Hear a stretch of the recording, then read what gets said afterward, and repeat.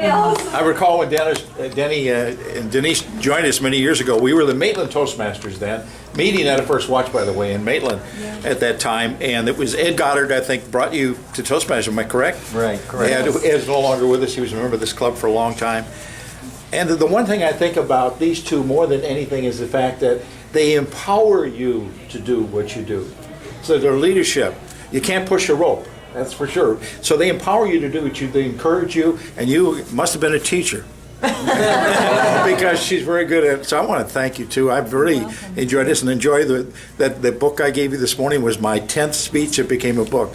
So it's wonderful what can happen through this organization. So thank you both. Thank you, I think hold on. We have to close the doors. That I am a non-traditional learner.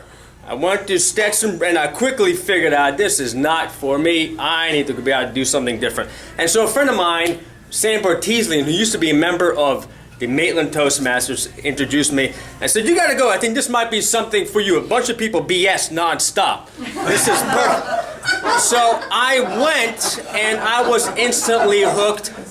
Tim, Ed, Dr. Vaughn, a whole bunch of people that really have helped influence me. And the one thing I learned, and this is right after high school, kind of college time, and I won't tell you how old I am now, so I've been in it for a while, and you really do gain a tremendous amount of usable knowledge from Toastmasters. I've been in now several great clubs. I'm in downtown Toastmasters now. This sense of family is something that I think is part of every Toastmasters group. And then there's a real specific reason for that. It's for people like Denny and Denise. People that give. People that just want to share. People that really care about your personal growth and your betterment. And you do it all in just a fun, exciting atmosphere. It's my little shot in the arm midweek. I still remember when I learned about you guys. Thank you so much for imparting humility on me. I appreciate it, Denny. You and your story. Past member of Maitland Toastmasters as well as articulators. And I'm ATM, I think silver or gold, but I forgot. I did pull out my badge. Yeah. In fact, I went ahead and went through my files. Even though I moved an hour from here about 8 years ago, I still saved all this stuff. I've got all my manuals and I've got all my written speeches. And by God, I even saved a bunch of my ribbons. So I wanted to present you with an old ribbon dated 1987 where I won Best Table Talker. I think you might need that someday. Hopefully you'll clean your stuff better than I. And here's a Best Evaluator dated 1997. So I was really coming up in the world. And then there's almost no date on this where I actually won a speech, so I was pretty excited about that. But I always appreciated the support that you showed me and attended contests that I might be in representing the club. Yeah. And I was even thinking about bringing you a copy of your favorite speech that I gave about being a left brain. Oh, right brain, yeah. My husband is total left and I'm total right, and somehow we've stayed together. And I even found the card you guys gave me when I retired 8 years ago, in case you'd like to have it back. So may you clean your house better than I have.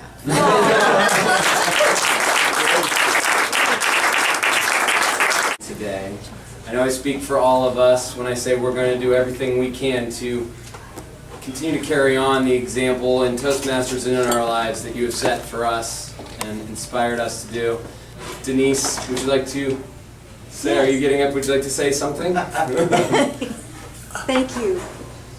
I really appreciate, both Denny and I really, really appreciate each and every one of you. And we are so surprised and flattered by all the things that you've said and coming to give us a good send-off. And we definitely will be coming back to visit. But each and every one of you, when I look at you, I have fond feelings for you. and I have fond, fond memories, and Denny does too. And you are the best! Thank you!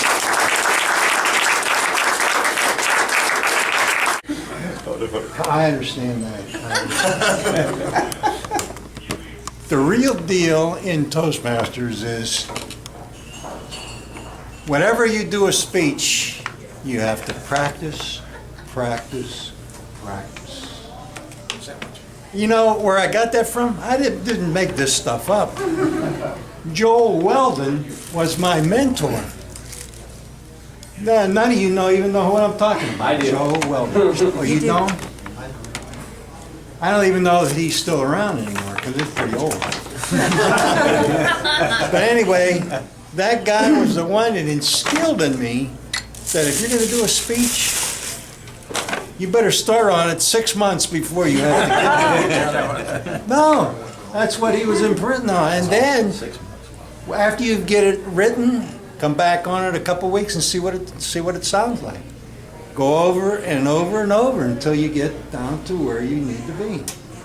Because this guy got paid to get up and give a speech. So he was saying how long it takes him to do it.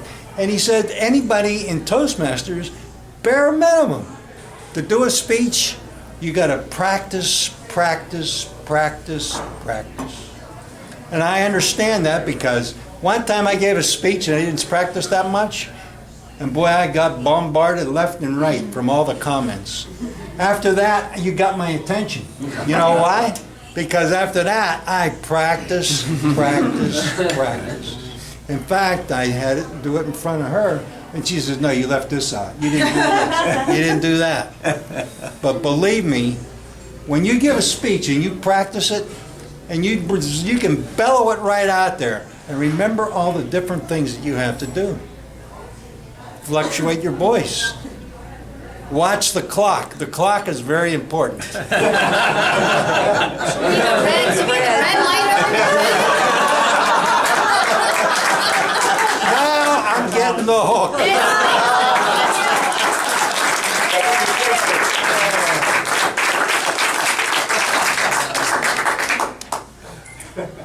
It's been so much fun to put this on for you. It's been so much fun to have some of our, shall I say, older members. Carla. But I also want to share with you that one of your children has graduated. I gave my first speech at the Articulators. And there's a few people in the room who I've invited. Remember that. And yeah, they were all bad. They were bad for a very long time. It took me months before I gave my first speech because we had a few people in the room, present company excluded, maybe Mike, who were brutal when giving evaluations. Absolutely brutal. Oh, they and I wasn't necessarily afraid to speak, but I was petrified of the evaluation. Yeah. And Judy finally came to me and said, "Would you like to speak?" And I go, "Well," and I talked to her about it. She goes, "Well, I'll do your evaluation." I was like, "Oh, I can choose who my evaluator is?" That is so cool. That's what yes, do my first evaluation. And that helped. So from my first speech to my graduation, I'm now a DTM.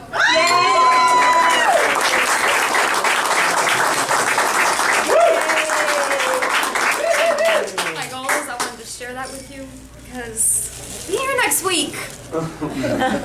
And I don't know if there's going to be a party for that, but anybody who's going to the conference, please come see it. It'll be a lot of fun. But one of your kids has graduated. Yay. Okay? All the way through the ranks. Michelle, just because you graduated doesn't mean you get to go anywhere. I have more serving to do. Is that what you're telling me? Yeah, that's Got exactly it. right. The student becomes the teacher now. She told me at the salon I just had to do it. Denny, I'd like to say, and I don't know if anyone else will get the reference, but elephants don't bite. That was Joel Weld.